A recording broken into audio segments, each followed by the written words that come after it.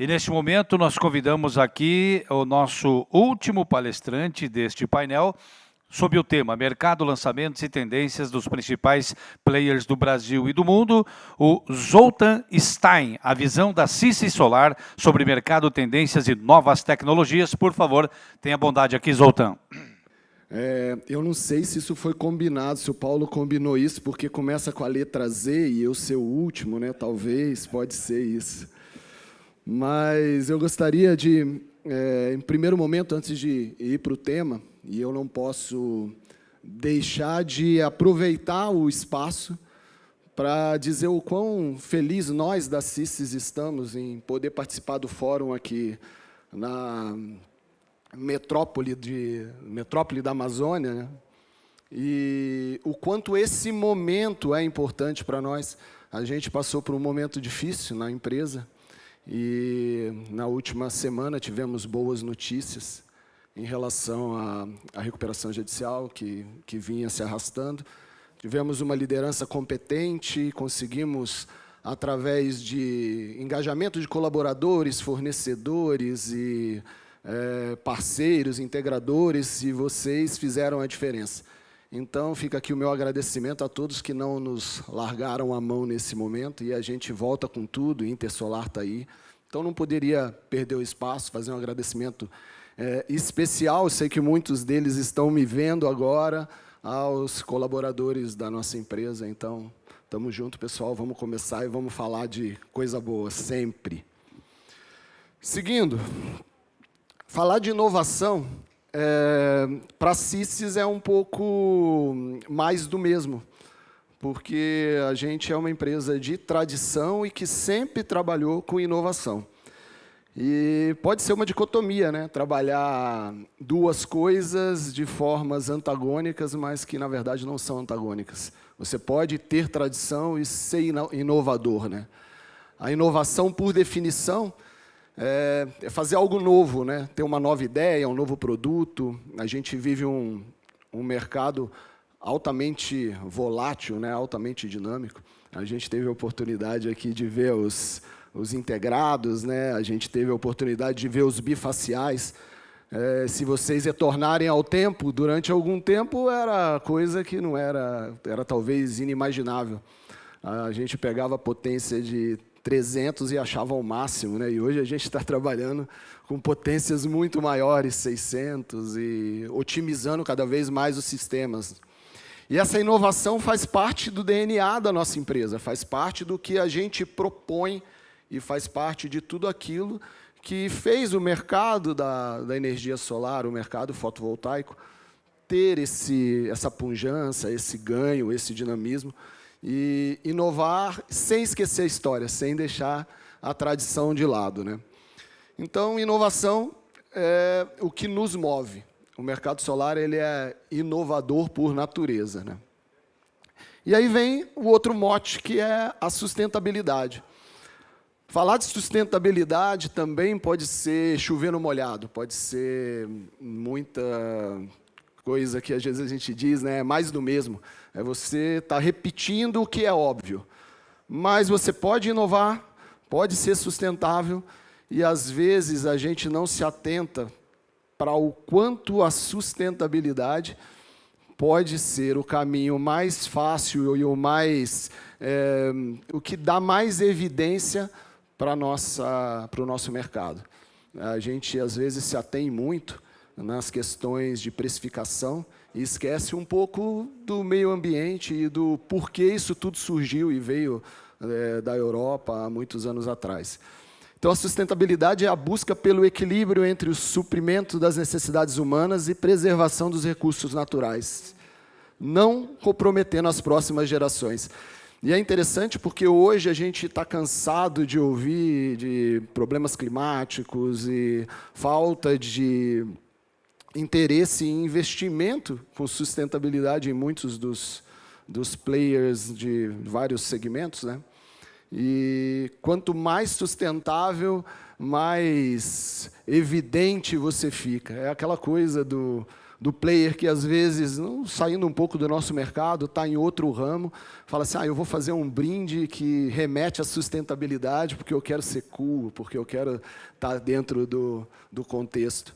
Mas nós temos responsabilidade nisso. A sustentabilidade, ela é responsabilidade nossa, do mercado, de vocês que estão aí, do quanto a gente trabalha no dia a dia para isso, né? E ser sustentável é inovador? Acho que as imagens dizem por si, né? Nós tivemos aqui a oportunidade de ver os integrados, como eu comentei, e a gente inovando cada vez mais, sem deixar de ser sustentável, sem deixar de entender que o mercado busca uma sustentabilidade atrelada a ganho e atrelada à inovação. A gente imaginar que a inovação está presente em todos os caminhos, todas as coisas do nosso dia a dia. E por que não, né, ser inovador e sustentável? É possível. Num contexto global, eu procurei dar um overview e depois a gente transfere para o Brasil, tá?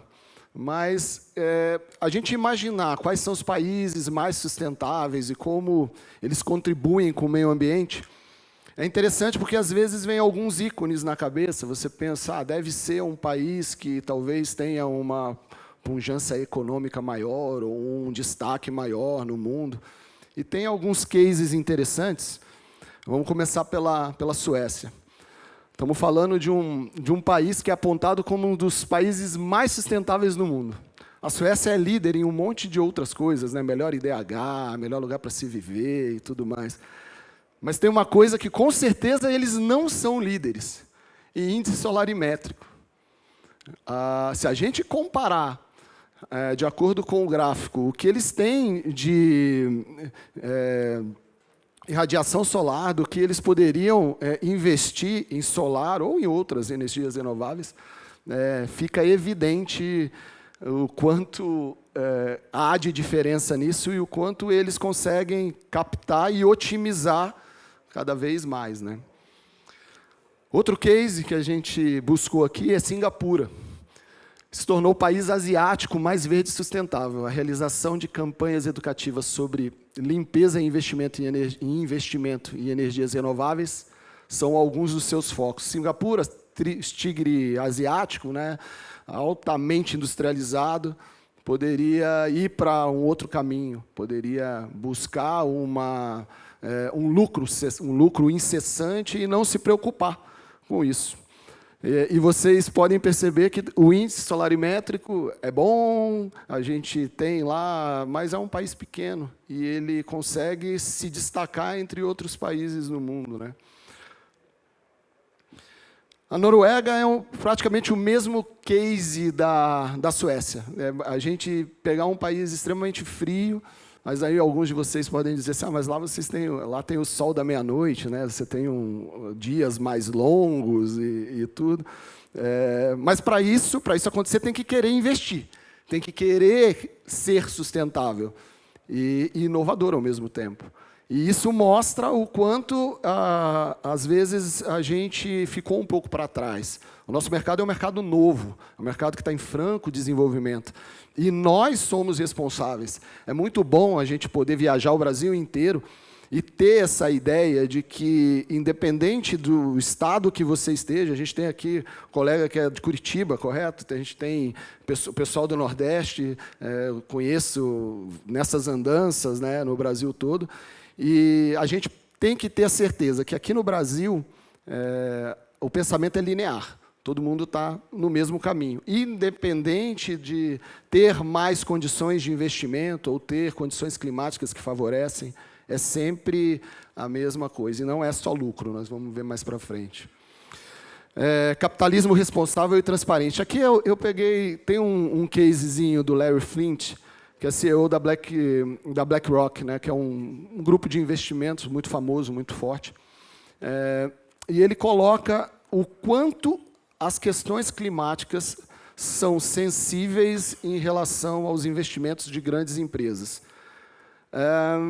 você pode ter volatilidade de bolsa, você pode ter queda em preço de commodity, você pode ter muitas coisas, mas o climático a gente não controla.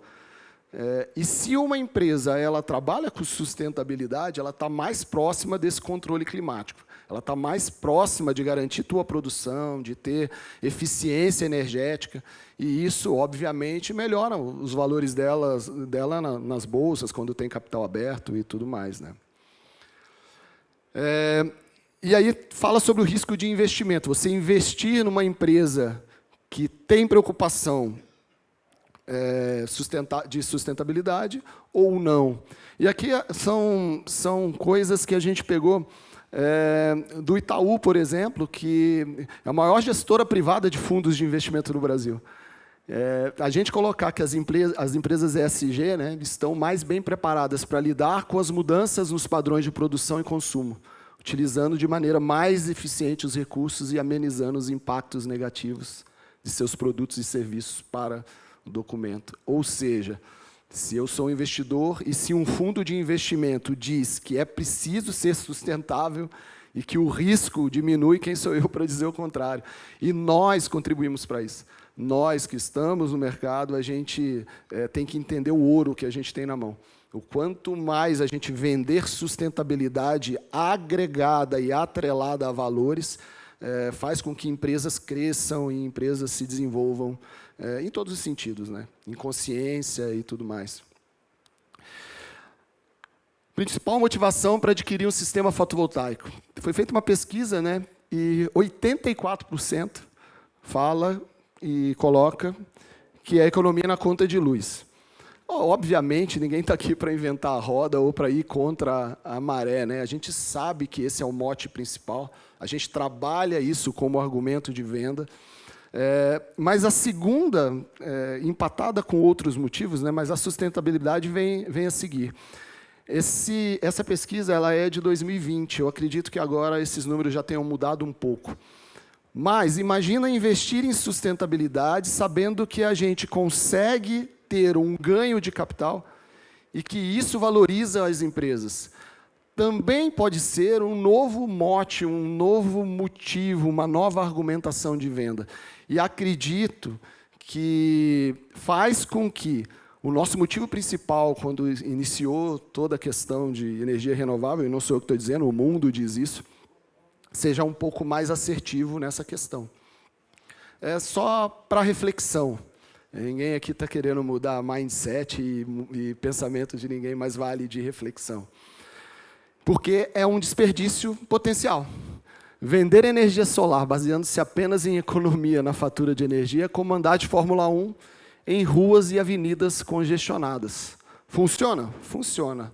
Mas é lamentável, é um pouco perda de tempo. A gente poderia aproveitar muito melhor se a gente colocasse a Ferrari no circuito, ou se a gente colocasse as nossas argumentações no campo da sustentabilidade, no campo da viabilidade ou viabilizar empresas para tal. Isso é também uma parte da nossa reflexão que a gente traz hoje. O approach, para a gente poder amarrar tudo, né, vender sustentabilidade e inovação, atrairá para seu negócio uma carteira, né, uma cartela de cliente mais saudável, né? São clientes que, se investem em sustentabilidade e inovação, já têm uma preocupação prévia em relação a outros quesitos na empresa. E isso faz com que seja mais sustentável, que seja um pouco mais saudável, né? Apresentar produtos e soluções com foco em sustentabilidade evidenciará potenciais que antes não eram explorados. Acho que isso é autoexplicativo, né? A gente ter esse viés de sustentabilidade, por si só, evidencia potenciais que, às vezes, não eram tão bem explorados, né? As empresas ESG estão mais bem preparadas para lidar com mudanças. Também uma coisa amarra na outra, né? Uma coisa acaba sendo complemento da outra. Se a empresa ela tem essa questão de preocupação, ela tem um alicerce melhor, ela tem uma visão diferenciada. E essa visão ela está muito além de apenas a conta de energia. Então, pode ser um nicho de mercado e um nicho de empresas que talvez não esteja tão bem preparado ou tão bem explorado por nós, né? E focar em sustentabilidade e inovação produz diversificação e competitividade real no mercado, fomentando o desenvolvimento de novas soluções, métodos e serviços de longo prazo e que potencializam o ROI, né, o investimento, né, o retorno do investimento. Essa parte é só para a gente fazer um amarrado geral e pegar um transfer e trazer para o Brasil. Eu comentei algumas coisas antes, né, mas também vale de reflexão. De acordo com o gráfico, né, a gente vê o potencial, né, de radiação no Brasil, quanto a gente tem, isso acho que vocês estão carecas de ver, e ainda mais as regionalizações, né, a gente tem aqui, ali, nem está a parte do norte, né, de onde a gente está hoje, mas ele segue o fluxo ali de bem laranjado, né, uma radiação muito boa. Mas aí fica a pergunta, onde vocês acham que nós estamos nesse gráfico do nosso mercado? A introdução, o crescimento, a maturidade e o declínio. Esse é um gráfico que ele é generalizado, todo o mercado ele passa por essas fases. Ele passa pela introdução no mercado, tem um crescimento acentuado, ele tem um período de maturidade e o declínio. Se vocês verem, ali no tempo, a gente não teve deadline, não foi colocado X anos. Mas a gente fala de um mercado no Brasil que ainda está, no nosso entender, até por ver a quantidade de inovação, o quanto coisas novas aparecem todos os dias, a gente ainda está na introdução. Então, temos muito a fazer. A gente tem muita coisa para poder buscar, tem muita coisa para poder ganhar, e a gente conta com a expertise de vocês. Vocês que fazem o mercado, são os integradores que nos trazem as necessidades para que a gente inove, para que a gente busque soluções para que atenda melhor o mercado. Da minha parte é isso. Desejo a vocês um ótimo fim de fórum. E agradeço em nome da empresa a oportunidade de estar aqui. Obrigado. Nosso muito obrigado ao Zoltan Stein.